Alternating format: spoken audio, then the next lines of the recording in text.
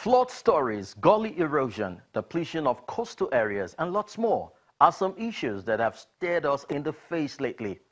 Now, questions have been asked and answers given.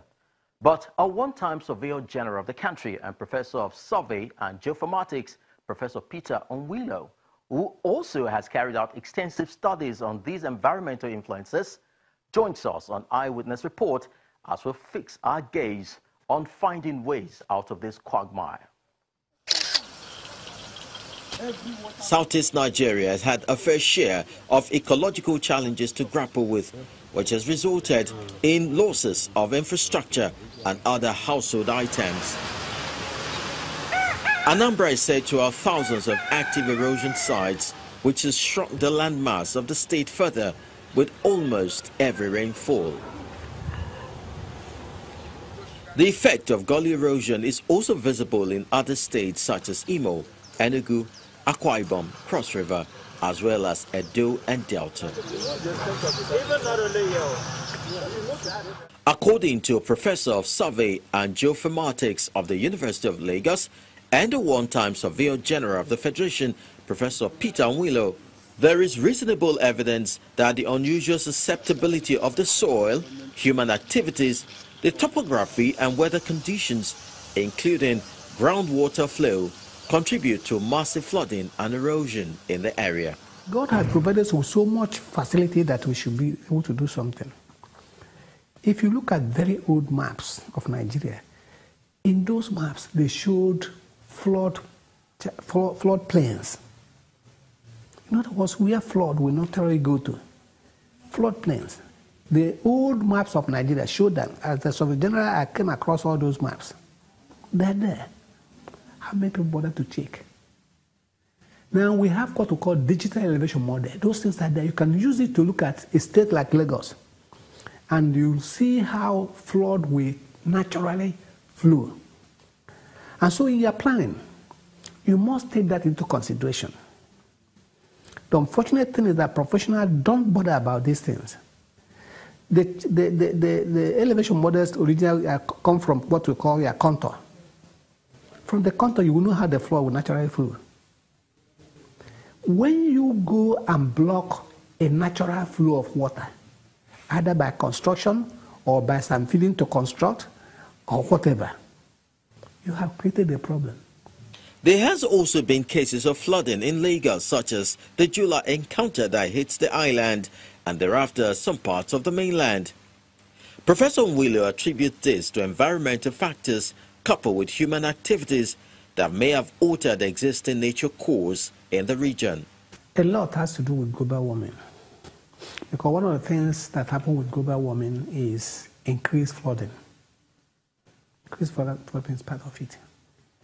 Whether on land, because you might start having more rainfall than ordinarily you should have. That is one of the expectations in global warming. Like I said, when you look at a place like Lagos, the flooding in Lagos is as a result of one, water coming from the hinterland. When I say hinterland, all the water bodies in Southwest, virtually all of them empty into the Lagos Lagoon or the creek that join the Lagos Lagoon. So when it comes, it becomes devastating.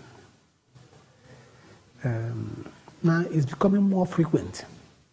And that is the first, so that's one of the manifestations of climate change. Because when you talk of climate change, what do we mean by climate change? The temperature is changing, it's increasing. Our studies show that the temperature of Lagos has changed drastically. In fact, some of these things can be another day, because our study clearly shows that there's a change in climate in Lagos due to human action. Of course, the present climate change is due to human action. So, if Lagos mainland, the temperature has increased. And we're also experiencing those things towards Badagry. Those things are being exposed. And if you look at towards Egbe, the same things are happening. And if you look at where the trees have not been destroyed, the temperature is stable. And so that's why we're talking of planting of trees, trying to, because what's the natural thing? If you have trees and population is increasing, the trees will absorb the carbon dioxide and will give out oxygen, so you breathe better. But we have removed all the trees. So what takes the carbon dioxide, which are what we call the greenhouse gases, they will be in the environment, and so we'll be increasing temperature. That's what is happening in Lagos today, and it's very phenomenal. Makurdi in Benue State has also been underwater for some weeks now, in spite of preparations made to avert this recurrent decima. Professor Nwilo opined that Makurdi lies within the low-lying area, which is a major reason for the flooding. He, however, averred that the loss of wetlands and other buffer zones meant to be natural drains to building sites cannot be overlooked. Makurdi sits on a natural low-lying area. Low-lying area relative to the environment. So, and unfortunately, the planning has been faulty. You have not provided for natural drains, Then people's habit, you have gutter, I carry everything and put into the gutter. Some will get to the water, to the main water, but that's part of what we call pollution of the water causes. You throw all of them, some of them will win on the bank. When your drainage is part of your refuse dump, what do you expect? When a system has not planned and provided big drainages for the water, what do you expect? In a place that is naturally low-lying. I'm sure you remember the 2012 flood. It affected very much, and we're not saying we're already free from them. You remember what happened in Lokoja?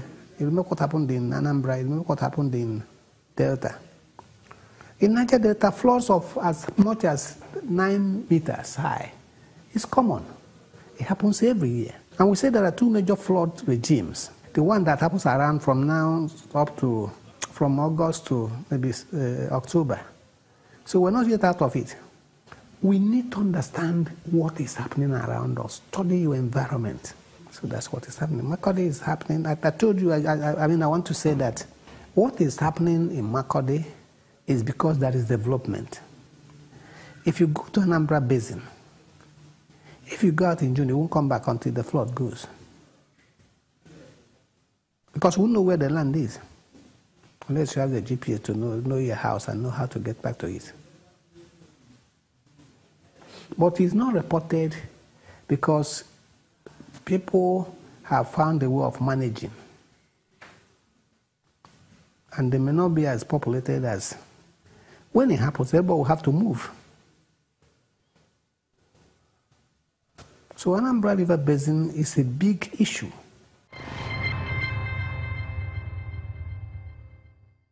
You can always be part of Eyewitness by sending us your video or photo. Simply shoot and upload to our Eyewitness portal via the Channels TV app.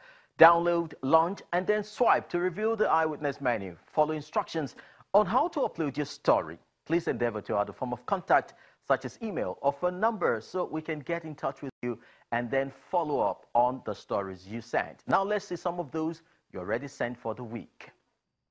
Our first picture is from Greenville Junction, Biogwolo in Yanagwa, the Bayelsa state capital, showing a line of falling electricity poles. This is dangerous to residents, and our eyewitness reporter wants men of the Port Harcourt Electricity Distribution Company to do something urgently about this. This photo is of a bad road in Inyufama Road along Oji River in Enugu State. Our eyewitness reports that this road, which links Enugu to Anambra State, makes commuting difficult for both pedestrians and motorists alike. He wants the federal and state government to help fix it. Still on bad roads, in this photo from Ijedodo Road, Ijegun in Lagos State. Our eyewitness reporter says this is how the only motorable road in the community looks like during the rainy season. He therefore calls on the state government to look into this. These are images from Wuse Zone 3 in Abuja, the Federal Capital Territory, showing what our eyewitness reporter says are vandalized CCTV cameras. He is suggesting a quick repair of these facilities, especially with the country's present security situation. And our final picture is coming from Airport Road in Guruta area of Port Harcourt, showing a flooded area. Our eyewitness reporter says the drainage system needs to be fixed and is calling on the government to help.